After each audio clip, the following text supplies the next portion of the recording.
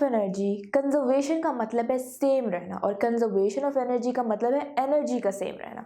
हमने पिछले टॉपिक में इस तरह ऑब्जेक्ट को ड्रॉप किया ए से सी पर और फिर हमने ए पर भी कैलकुलेट की टोटल एनर्जी उसकी, बी पर भी और सी पर भी, और वी फाउंड आउट कि at any point total energy remains constant, यानी पोटेंशियल और काइनेटिक एनर्जी को ऐड किया था और आंसर सेम था ए, बी और सी पर। इनफैक्ट हमने किसी भी पॉइंट पर कैलकुलेट करेंगे तो भी सेम ही रहेगा।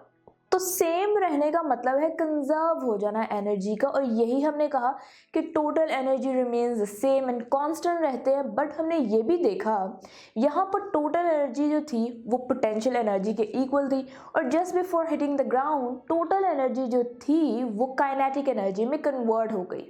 तो one form of energy can be converted into another form of energy, लेकिन it can not be destroyed. हम उसे डिस्ट्रॉय नहीं कर सकते, एक फॉर्म से दूसरी फॉर्म में कन्वर्ट कर सकते हैं।